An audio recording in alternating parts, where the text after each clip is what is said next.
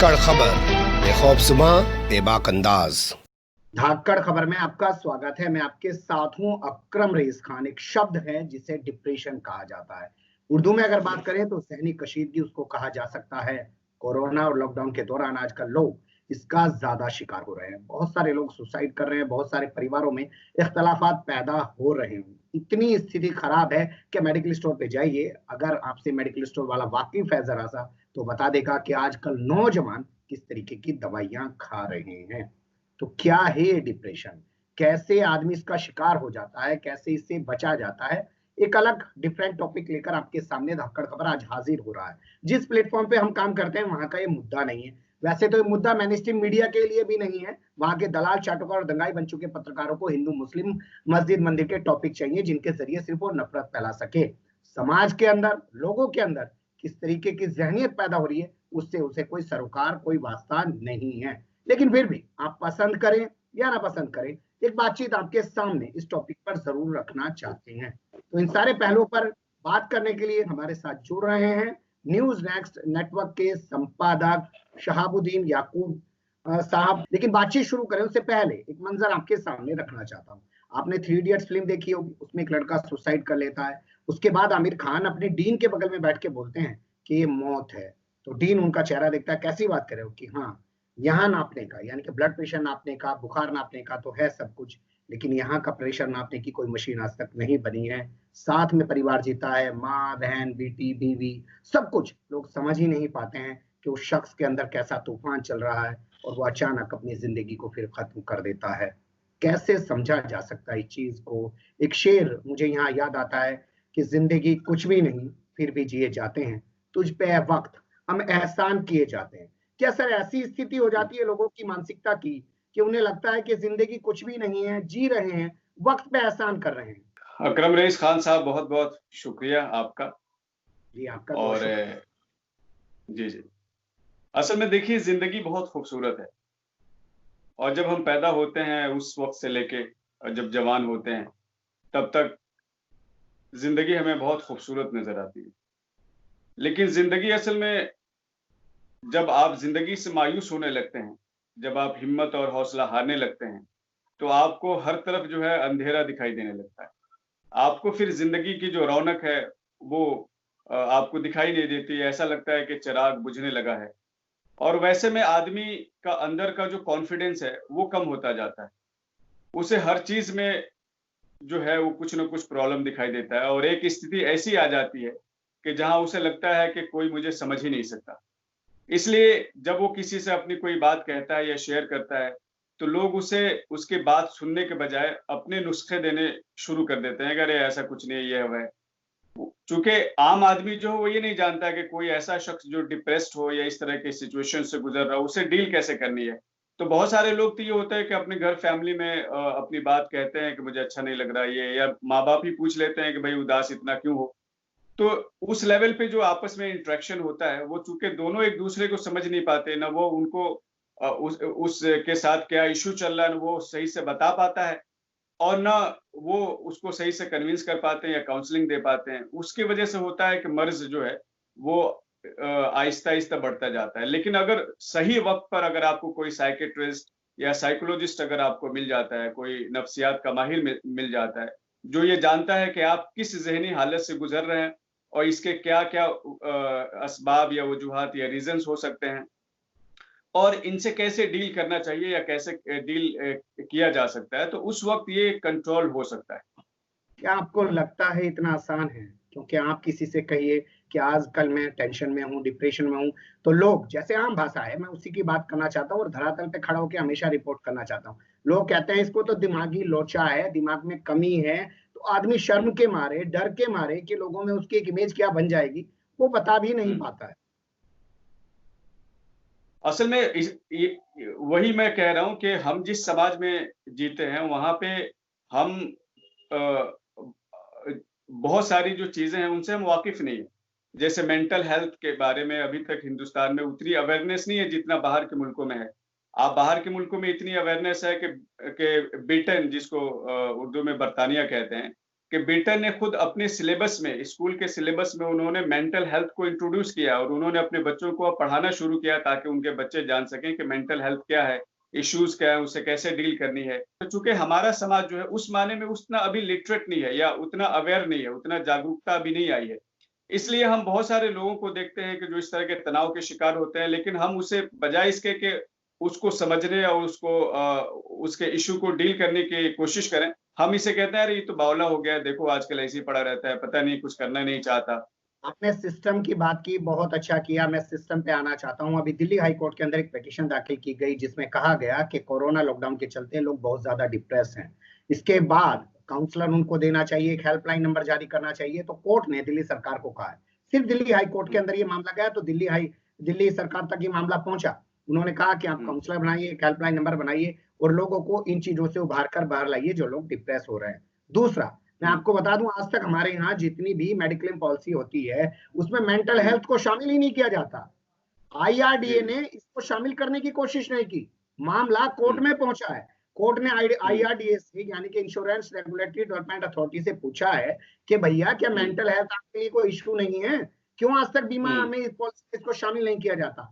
तो इसको कंपेयर करके थोड़ा बताइए कि हमारे यहाँ का जो सिस्टम है, आम लोग को छोड़ दीजिए, जिसकी जिम्मेदारी है हमारे लिए अच्छा समाज, अच्छा माहौल बना के देने की, और उसके लिए बाकायदा अथॉरिटियां बनी हुई हैं, जो वहां बैठे हुए लोग लाखों की तनख्वाह ले रहे हैं, क्या वो भी संजीदा है इस चीज को लेके? नहीं, ये देखिए, अगर इस वक्त हिंदुस्तान में अगर हम बात करें तो कई ऐसे सर्वे से ये पता चलता है कि 150 मिलियन जो है वो मेंटल डिजीज के शिकार हैं। 150 बिलियन लोग जो हैं वो मेंटल डिजीज या इश्यूज के, 150 मिलियन लोग, लेकिन एक इसमें से सिर्फ 30 मिलियन ही लोग हैं जिनको किसी तरह के मेडिकल सपोर्ट या मेडिकल हेल्थ उनको सपोर्ट जो है वो मिल पा रहा है। तो इससे आप अंदाजा लगा सकते हैं कि हमारे पास अभी जो बुनियादी एक तरह से इंफ्रास्ट्रक्चर होना चाहिए या जो सहूलत या सुविधा जो होनी चाहिए वो है ही नहीं है। यानी आपकी आबादी में 150 मिलियन लोग वो हैं जो मेंटल हेल्थ के अलग अलग इश्यूज से उनका सामना है, शिकार हो रहे हैं, और आपके पास मुश्किल से देने के लिए 30 मिलियन लोगों को ही आप कैटर कर सकते हैं। तो ये जबकि अगर आप जमीनी हालात का जायजा लें तो पता ये चलेगा कि ये तादाद कहीं उससे ज्यादा बढ़कर हो सकती है, इसलिए कि यहाँ पे हर दूसरा आदमी जो है आज के समय में आपको डिप्रेस मिलेगा किसी न किसी तरह का। अगर उसको फाइनेंशियली अगर वेल ऑफ है तो इमोशनल बहुत सारे उसके इश्यूज से वो गुजर रहा है, कहीं फैमिली इशू है, कहीं कुछ है, कहीं सिक्योरिटी का मामला है, कहीं फ्यूचर को लेकर कोई खौफ या कोई फियर आपके मन में मतलब डेवलप हो रहा है। तो यहाँ पे तरह तरह के हैं। तो कुल अभी बुनियादी चीज ये है कि अभी हिंदुस्तान में मेंटल हेल्थ पर उस तरीके से बात खुलकर नहीं होने पाई है, या इसको एक सीरियस डिजीज के तौर पर इसको ट्रीट करने की जो बात होती है। तो जब ये तो ओवरऑल एक नेशन की एक साइकी होती है, जब आप एक प्रायोरिटी अपना बना लेते हैं, आपको लगता है कि ये एक इशू है और इससे छोटे हों, बड़े हों, बूढ़े हों, ये कोई, और ये मेंटल हेल्थ का ऐसा नहीं है किसी खास उम्र के लोग ही उसमें शिकार हैं। स्कूल गोइंग बच्चे भी मेंटल डिजीज के शिकार हैं, बूढ़े भी हैं, नौजवान भी हैं, जॉब करने वाले, पढ़ने वाले। तो ये हर सतह पे जो है ना ये है। इसको जरूरत अब ये है कि हम इस पे ज्यादा से ज्यादा बात करें, ज्यादा से ज्यादा अवेयरनेस क्रिएट करने की कोशिश करें। खवातीन के ऊपर खासतौर से जो डोमेस्टिक वायलेंस सदियों से, बरसों से होता रहा है, उस तरफ हम कभी तवज्जो नहीं देते कि वो किस तरह के जहनी तकलीफ से और मेंटल उससे टॉर्चर से गुजरती हैं। तो ये सब इश्यूज इतने गंभीर हैं कि मुझे लगता है कि इस पे बहुत ज्यादा तवज्जो देने की जरूरत है। क्या आपको लगता है जो सरकार बुखार की गोली नहीं दे पा रही है लोगों को, जो चलने के लिए बसें ट्रेन नहीं दे पाई, जो उनकी एक आम जरूरत थी कि वो अपने घरों तक पहुंच जाएं, उस सरकार से आप कल्पना कर सकते हैं कि ऐसी चीज के बारे में वो सोचे, व्यवस्था बना के दे जो दिखाई नहीं देती है जिस्मानी तौर पे? जिस्म के दो हिस्से होते हैं। मैंने आपका एक वीडियो देखा, आपके न्यूज नेटवर्क पे ही आपने अपलोड किया है उसको, उसी के बाद मैं खबर भी आपकी के सामने रख रहा हूँ, जो धाकड़ खबर के दर्शक हैं। उसमें आपने कहा जिस्म के दो हिस्से हैं, एक अंदरूनी है, एक बाहरी है। बाहरी चोट लग जाए, बुखार हो जाए, वो दिखता है। अंदर से आदमी बीमार है, कितना टूटा हुआ है, कितना साबुत है, वो कितना अच्छा है, वो दिखता नहीं है। आपको लगता है सरकार सोच पाएगी जो गोली नहीं दे पा रही है बुखार की? असल में देखिए, इस सब की सरकार की जो हम बार बार बात करते हैं, सरकार असल में हमसे ही बनती है। यानी सरकार ऐसा नहीं है कि हम कोई बाहर से इंपोर्ट करके लेके आते हैं कि चलो एक सरकार आ गई जो बनाती। सरकार हम ही और आप मिलके बनाते हैं, हम में से ही लोग आगे जाके सरकार बनाते हैं और हमें रूल करने की कोशिश करते हैं या हमें एक डिसिप्लिन लाइफ देने की कोशिश करते हैं। असल में इस वक़्त बुनियादी तौर पर अगर आप सोसाइटी को देखें तो जो ह्यूमन वैल्यूज़ हैं, उसमें हमारा विश्वास जो है, हमारा यकीन दिन-ब-दिन कम होता जा रहा है। इस वजह से आप देखेंगे कि हर आदमी जो है जो बहुत सारे ह्यूमन वैल्यूज़ हैं कि जैसे अगर कोई मुसीबत में है तो उसकी मदद कर दो। अगर आपकी भी ज़रूरत है, सामने वाले की भी ज़रूरत है, तो या तो दोनों का लिहाज़ रख लो या अपने पे उसको आप तरजीह दे दो। दूसरे के गम में शरीक होना, दूसरे की मदद करना, कोई कामयाब होना चाहता है तो उसका हाथ बटाना, है ना? तो ये बहुत सारे ऐसे सच बोलना हर हाल में, किसी को धोखा ना देना। अब आजकल क्या है कि मेडिसिन को ही अगर आप ले लीजिए, तो मेडिसिन में इतनी समझिए कि 2 नंबरी तरह की मेडिसिन यानी उसमें डुप्लीकेट मेडिसिन आ रही है और वो बिकती है, लोग खाते हैं, बीमार होते हैं। तो यहाँ पे क्या है कि ह्यूमन वैल्यूज़ में हमारा समाज जो है, वो बहुत पीछे चलता चला जा रहा है। क्या आपको लगता है आज की भागती दौड़ती जिंदगी में, जहां आप बसेस में जाइए, ट्रेन में जाइए, कभी ऑटो में जाइए, सफर में जाइए, बगल में 4 लोग बैठे हैं, कान में हेडफोन ऐसे घुसा हुआ है, नजर नीची है, मोबाइल पे उंगली चल रही है, किसी को देखने की फुर्सत नहीं है। बेडरूम के अंदर तक ये स्थिति है कि पत्नी एक कोने में मोबाइल लेके बैठी है, लेटी है, और पति एक कोने में मोबाइल लेके बैठा है, लेटा है, और दोनों के पास फुर्सत नहीं है एक दूसरे से बात करने की। आपको लगता है कि लोग समझेंगे एक दूसरे के व्यवहार को, उसमें हो रहे बदलाव को, या उसके अंदर चल रही बेचैनी को? ये बिल्कुल आपने सही कहा। ये अभी तक जो हम लोग बात कर रहे हैं मेंटल हेल्थ की, डिप्रेशन की, इस तरह के जो कॉन्फ्लिक्ट हमारी ज़िंदगी में पैदा हो रहा है, ये सब इसी वजह से। असल में क्या है कि सोशल मीडिया के आने के बाद हमारी लाइफ में तन्हाई बहुत ज़्यादा बढ़ गई है। सोशल मीडिया ने हमें हमारे अपनों से काट दिया है, हमें बहुत तन्हा कर दिया है। और तन्हाई जो है, ये कहा जाता है तन्हाई के बारे में, अकेलापन के बारे में, कि ये सबसे बड़ी बीमारी है। अगर आप तन्हाई का का मरीज हो गए, यानी आपको तन्हा रहना, हर वक्त अपने आप में खोए रहना, अपने ही काम से मतलब रखना, जो आपको अच्छा लग रहा है बस उसी करते रहना, दूसरे की परवाह न करना, दूसरे के इमोशंस को की परवाह न करना। तो ये शुरू में तो बहुत अच्छा लगता है आपको कुछ चीजें, लेकिन आपको खुद पता नहीं चलता कि आहिस्ता आहिस्ता ये एक ऐसे मेंटल इलनेस में आपको ये तन्हाई डाल देती है जो फिर आपको किल करना शुरू होता है। और उस वक्त ये इस लेवल पे आ जाता है कि फिर आप उस वक्त आप चाहते हैं कि मैं लोगों से इंटरेक्ट करूं, लोगों से बात करूं, लेकिन लोगों में इमोशनल गैप आ जाता है। क्या जी, डिप्रेशन आजकल जी। इसलिए भी बढ़ रहा है क्योंकि लोगों की महत्वाकांक्षाएं बहुत बढ़ गई है? जैसे आपने कहा कि कुछ लोग अगर आगे बढ़ना चाहते हैं तो उनकी मदद की जानी चाहिए, तो मदद की अपेक्षा भी लोग कुछ ज्यादा रखने लगे हैं, या उनके सपने कुछ ज्यादा बड़े होने लगे हैं, वो सपने पूरे नहीं होते तो वो डिप्रेस हो जाते हैं और वो एकांतवास में चले जाते हैं, अकेलेपन का शिकार हो जाते हैं। ये भी एक वजह है। लोग अब हर कोई समझने की बजाय अपने आप को बताने में ज्यादा लगा हुआ है।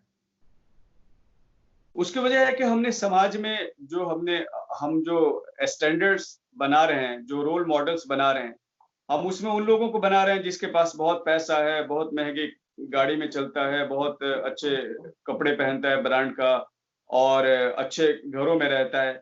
तो हम जो बच्चे स्कूल में पढ़ रहे होते हैं, हम उनको इनडायरेक्टली ये मैसेज दे रहे होते हैं कि समाज में कल तुम बड़े उस वक्त बनोगे या तुम्हारी इज्जत उस वक्त होगी जब तुम्हारे पास ये फंडामेंटल, मतलब ये चीजें होंगी, जिसको आप फंडामेंटल एक तरह से आप कहने लगे हैं कि तुम्हारे पास अच्छी गाड़ी होगी, अच्छी नौकरी होगी, अपना बिजनेस होगा, तुम्हारे पास घर होगा, तुम्हारे बहुत सारे दोस्त होंगे जो तुम्हारे पीछे चल रहे होंगे, तुम्हारे पास मतलब इस तरह से तुम्हारी लेविश लाइफ होगी।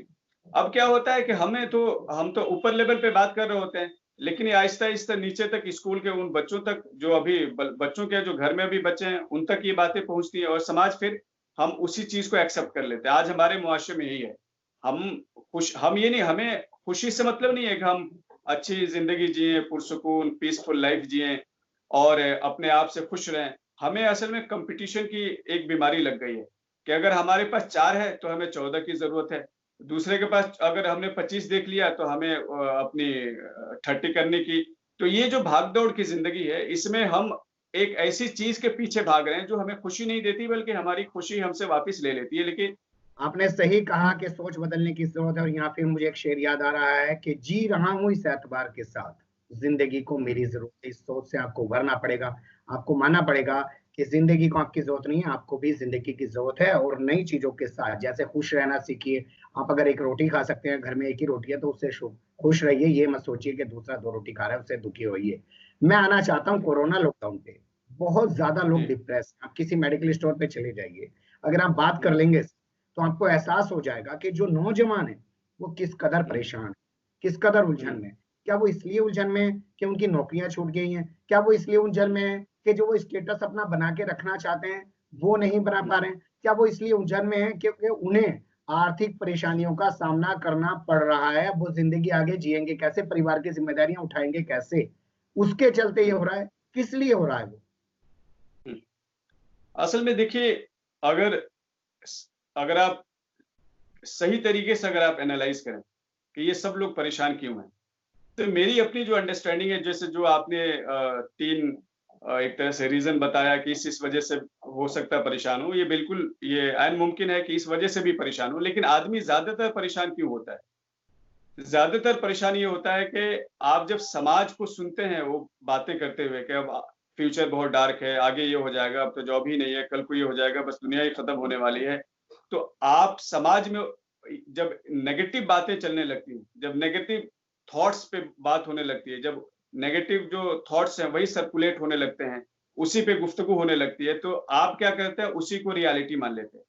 यानी कोई जरूरी नहीं है कि आपने लॉकडाउन में देखा, ठीक है एक परेशानी आई, थोड़ा मिसमैनेजमेंट जरूर हुआ, लेकिन आप फिर भी दूसरे मुल्कों के मुकाबले में अभी बहुत ज्यादा अच्छी हालत है। आपको कुछ ऐसा नहीं हो गया कि लॉकडाउन की वजह से आपकी जिंदगी में कोई बहुत बड़ा तूफान पैदा हो गया हो। और चंद एक लोगों की जिंदगी में तो आम दिनों में भी मतलब इस तरह के हालात पैदा होते हैं। और बहुत सारे लोग जो इस वक्त परेशान हैं, ऐसा नहीं है कि जो वो सोच रहे हैं कि अब तो लॉकडाउन के बाद हमारी जिंदगी मतलब बेकार हो जाएगी, हम कामयाब नहीं हो पाएंगे, हमारे जो एम्बिशंस हैं वो धरे के धरे रह जाएंगे। तो ये क्या है, जरूरी नहीं है कि ऐसा हो, लेकिन आप चूंकि समाज में किसी चीज पे बहुत ही नेगेटिवली बात होने लगती है, तो आप भी उसे रियलिटी मान के अपनी जिंदगी में उसे अपनी जिंदगी को उसी तरह देखने लगते हैं कि हो सकता है ऐसा हो जाए, फिर मेरा क्या होगा, मेरे बच्चे ऐसा। तो मैं सिर्फ आपको सोच नहीं रहा हूँ कि लगता, इस पर आपको नहीं अगर लगता आप कहना, सर सर जी पर आपको नहीं लगता कि कहना आसान है? एक आदमी परेशान है, उलझन में है, मान लीजिए मेरे साथ बैठ के बात कर रहा है, बता रहा है कि वो बहुत परेशान है, मैं कह रहा हूँ उसको कि टेंशन मत लो, तो मेरी ये लाइन काफी है उसके लिए?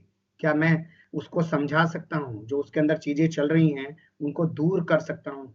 ये इस पे रोशनी डालिए, क्योंकि बहुत से लोग इतना कह के निकल जाते हैं, अरे टेंशन मत ले यार। नहीं, मैं ये कह रहा हूँ कि टेंशन तो हमारी जिंदगी में पहले से है। ऐसा नहीं है कि जैसे कोरोना की वजह से और लॉकडाउन की वजह से अचानक जिंदगी में टेंशन हो गया। बहुत सारे लोग जो अच्छी जिंदगी जी रहे थे, कोरोना की वजह से एक नेगेटिविटी आई और उनको एक फ्यूचर जो है उसमें एक आपको अनसर्टेनिटी की कैफियत पैदा होगी, जिसकी वजह से आपको लग रहा है कि अगर ऐसे ही रहा तो पता नहीं क्या होगा। तो मैं ये कुछ ऐसी चीजें होती हैं कि जिसे आप गैर जरूरी तौर पर इतना बड़ा उसको बना देते हैं, उसका फियर जो है वो एक फियर साइकोसिस आप में डेवलप हो जाता है, जो एक कल होगी, ऐसा हो सकता है, इस वजह से आप परेशान रहते हैं। बाकी जो आम जिंदगी है उसमें बहुत सारे लोग परेशान हैं।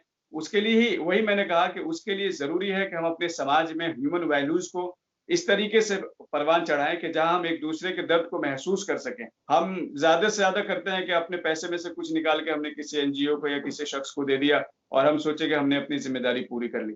नहीं, अगर हमें एक समाज को अच्छा समाज बनाना है तो हमें एक कोहेरेंट सोसाइटी बनानी पड़ेगी, जहां हर आदमी एक दूसरे से तालमेल रखे और इस जिम्मेदारी के साथ, जिस तरह आप अपने बच्चों को, अपने रिश्तेदारों की आप जिम्मेदारी लेते हैं और वक्तन फवक्तन आप देखते रहते हैं कि भाई कौन कहाँ है, आगे बढ़ रहा है, नहीं बढ़ रहा है, किसको मेरी मदद की जरूरत है। इसी तरह से अगर हम समाज में इस चीज को बढ़ाएं, अपनी अपनी मोहल्ले में, अपनी अपनी गलियों में, और हम ये सोचें कि हम खुश उस वक्त हो सकते हैं जब हम खुश उस वक्त हो सकते हैं जब हमारा पड़ोसी हमारे आसपास से रहने वाले लोग, हमारे दोस्त अहबाब, जब ये सब खुश होंगे तो ज्यादा हम खुश रह सकते हैं। तो मुझे लगता है कि सोच में बदलाव लाने की जरूरत जी, जी आप उस दौर में बातें कर रहे हैं जहां संयुक्त परिवार खत्म हो गया है, सास ससुर साथ नहीं रहते, देवर जी देवरानी साथ नहीं रहते, ननद और जेठ साथ नहीं रहते हैं, लोग जानते नहीं है। एक सर्वे हुआ अखबार में एक बार, इंग्लिश का अखबार है दिल्ली का, उसने दिल्ली के बच्चों से पूछा, अच्छा बताइए मामी को जानते हो, मौसी को जानते हो, बुआ को जानते हो? तो बच्चों ने जवाब दिया नहीं, आंटी को जानते हैं। तो रिश्ते तक नहीं पहचानते हैं। आप तो रिश्तों की अहमियत की बात कर रहे हैं। लेकिन मैं फिर अपनी खबर पे वापस आना चाहता हूँ। आपने जो बात की थी, क्या मजहबी एतबार से, क्योंकि आप अच्छे से रोशनी डालते हैं, अगर ये डिप्रेशन वाला मामला है, इसको लेकर कुछ कहा गया है? क्योंकि लोग जब परेशान होते हैं तो मजहब की तरफ जाते हैं, वो किसी भी मजहब से ताल्लुक, तो वहां पे क्या है? असल में रिलीजन का अगर आप कॉन्सेप्ट देखें तो वहां पे आपको ये पता चलेगा कि हर एक चीज खुदा की मर्जी से है।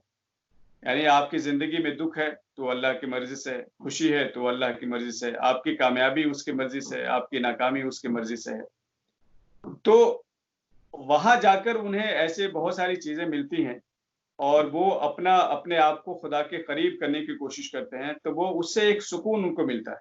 यानी एक जिंदगी में, जैसे आपने कहा कि एक हमारा जो एक जो है एक हमारा रूहानी जो है स्ट्रक्चर है, हमारा स्पिरिचुअल एक स्ट्रक्चर है। यानी इंसान सही मानों में उस वक्त खुश रहता है। उसको असल में आपका सबसे बड़ा कॉन्फिडेंस क्या है? एक इंसान जो नास्तिक नहीं है, जो ईश्वर में यकीन रखता है, उसका सबसे बड़ा कॉन्फिडेंस ये है कि ईश्वर मेरे साथ है। अगर आपका ये यकीन सचमुच उस लेवल तक का है कि आपको जिंदगी में कुछ भी होता है और आप ये कहते हैं कि चलो खुदा तो है ना, मैं उससे मांगूंगा या मैं उसकी तरफ बढ़ूंगा, पलटूंगा और वो मेरे जो भी मेरे इश्यूज हैं उनका वो हल ढूंढ देगा या दे देगा। तो ये कॉन्सेप्ट जो है, ये यकीन जो है, आपको एक बहुत बड़ा सहारा देता है। और मजहब में यही कहा गया कि जो लोग सचमुच अल्लाह में या ईश्वर में यकीन रखते हैं, वो लोग कभी भी अपने पास्ट को लेकर, कभी अपने फ्यूचर को लेकर, कभी अपने प्रेजेंट को लेकर, कभी वो नर्वस नहीं होते, कभी वो परेशान नहीं हो। उन्हें लगता है कि जो कुछ भी हो रहा है इसमें कोई न कोई एक खैर का पहलू है। और कुरान में भी इसको अगर आप देखें तो सूरह बकरा जो है एक कुरान की एक सूरत है, उसमें एक आयत है जिसमें कहा गया है कि जिस चीज को तुम अपने लिए बेहतर समझ रहे हो सकता है वो तुम्हारे लिए बेहतर ना हो सकता है वो तुम्हारे लिए बुरी हो। और जिस चीज को तुम अपने लिए बुरी समझ रहे हो सकता है वो तुम्हारे लिए बेहतर हो। अल्लाह जानता, तुम नहीं जानते। तो लेकिन मेरा यहाँ पे कहना ये है कि जो ये बड़ा आदमी बनना है ना सर, और आज के दौर में बड़ा आदमी बनने के जो पैरामीटर स्थापित किए गए हैं मुल्क में, समाज में, देश के अंदर तमाम, वो जो पैसा, बड़ी गाड़ी, बड़ा घर, बड़ा बंगलो, बड़ा ड्रेसअप, ये बड़ा मोबाइल, ये जो किया गया है, मैं उसे बड़ा नहीं मानता हूँ। बड़ा मानना मेरा ये है कि आदमी बड़ा बने अपने दिमाग से, तब एक डॉक्टर अपनी मरीज का बलात्कार नहीं करेगा। बड़ा बने आदमी अपने विचारों से, तब एक टीचर अपनी स्टूडेंट का बलात्कार नहीं करेगा। वो तनख्वाह तो पा रहा है, 2 लाख रुपए टीचर और डॉक्टर और पुलिस वाला, लेकिन वो बलात्कार किसका कर रहे हैं, वो मारपीट किसके कर रहे हैं? तो इसलिए उनको सिर्फ मशीन बनाया गया है, बड़ी दिखने वाली। वो इंसान जो बनाना चाहिए वो शायद वो नहीं बना पाए। क्या आप इससे सहमत हैं? नहीं, वही मैं कह रहा हूँ कि जो मैंने कहा कि जो ह्यूमन वैल्यूज हैं, अगर आप कोई भी किसी भी इंसान को अच्छा इंसान आप किस बुनियाद पे कहते हैं? इसलिए तो नहीं कहते कि उसके पास बहुत पैसे हैं। आप अच्छा इंसान इसीलिए कहते हैं कि उसमें वैल्यूज बहुत ज्यादा होती है। आप कहते हैं, आप बल्कि कहा भी जाता है कि बहुत अच्छे परिवार से है, इसको बहुत अच्छा संस्कार मिला है, तो इसको बहुत अच्छी इसकी तरबियत की गई है। तो दुनिया में कभी भी कोई इंसान बड़ा इस बुनियाद पे नहीं होता कि उसके पास बहुत पैसे हैं। डाकू भी, बहुत सारे बड़े बड़े डाकू हैं, बहुत से डॉन हैं, उनके पास बहुत पैसा है, लेकिन समाज में कौन उनकी इज्जत करता है?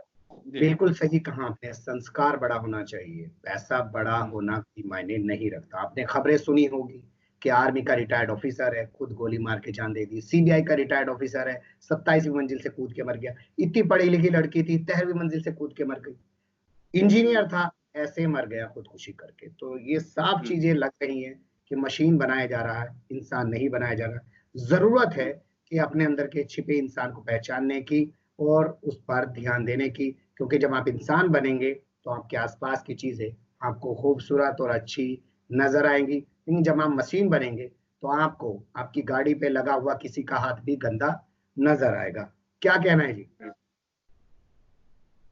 बिल्कुल, आपने सही कहा कि जब हम अच्छा इंसान बनेंगे तो ऐसी ही हमारी जिंदगी में खुशी लौट आएगी। असल में खुशी का जो परिभाषा है या उसको जो उसका डेफिनेशन है, उस कहते हैं कि खुशी अपने लिए खुशी हासिल करने से नहीं मिलती। खुशी उस वक्त मिलती है जब आप दूसरों की जिंदगी में खुशी लाते हैं। यानी जब आप कोई ऐसा काम करें जिससे दूसरे के चेहरे पे खुशी आ जाए, जिसकी वजह से दूसरे की जिंदगी में खुशहाली आ जाए, तो वो चीज जो आपको खुशी दे सकती है, वो आप अपने लिए अगर कोई अच्छा लिबास पहन के वो आप उतना खुश महसूस नहीं हो सकते जितना आप अपनी मेहनत के पैसे से कमाएं और किसी गरीब आदमी के लिए अच्छा एक लिबास खरीदें, उसको पहनाएं और वो मुस्कुराए, तो उसके मुस्कुराहट से जो आपके रूह पे जो उसके असरात होंगे, वो सबसे बड़ी खुशी है। चलिए, बहुत शुक्रिया। आपने आखिर में एक मैसेज भी दिया समाज को कि खुशी असल में होती क्या है। खुशी दूसरे को खुश देखने में ज्यादा खुशी होती है। ये एक डिस्कशन था। मुझे लगता है आप लोग बोर हुए होंगे क्योंकि ऐसे टॉपिक्स लोग ना सुनना चाहते हैं और ना ही हम अच्छे तरीके से हो सकता है आपके सामने प्रेजेंट कर पाए हों, क्योंकि इससे जुड़े हुए और बहुत सारे पहलू हैं। कोशिश हमारी ये होती है कि कम टाइम में आपके सामने ज्यादा चीजें रखें, तो इसलिए बहुत सी चीजों को जल्दबाजी में रखते हैं। और वैसे भी पत्रकारिता हड़बड़ी का साहित्य कहा जाता है। कोई नॉवेल या किताब तो लिख नहीं रहे हैं कि फुर्सत में बैठ के लिखते रहें। मैं ये चाहता हूँ कि आपने कहा कि लोग इस तरह के स्टोरीज में या इस तरह के डिस्कशन में इंटरेस्ट नहीं है, तो मुझे मैं आपसे कहूँगा क्यों ना आप एक सर्वे कर लें अपने चैनल पर। आज के ही उसमें आप लोगों से ये पूछ लें कि अगर उनको इस तरह की स्टोरीज, इस तरह की बातें अच्छी लगती हैं, तो वो खुलकर लिखें, बताएँ और वो अपनी राय दें। तो आप हम लोग इस पे और भी इस तरह की बातें कर सकते हैं। मुमकिन है कि लोग हमें हमें ऐसा लगता है इसलिए कि पॉपुलर जो एक तरह से फीलिंग है, उससे हमें लगता है लोग इस तरह की चीज़ें पसंद करते हैं, जबकि लोगों को उनकी ज़रूरत कुछ और होती है, कोई उन्हें समझ नहीं पाता।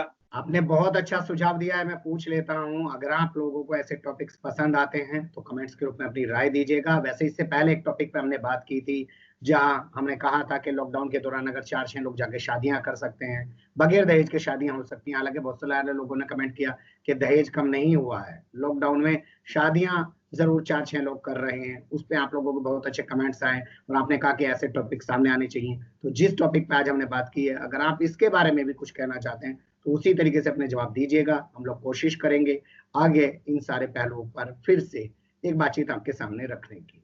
फिलहाल अभी हमें दें इजाजत।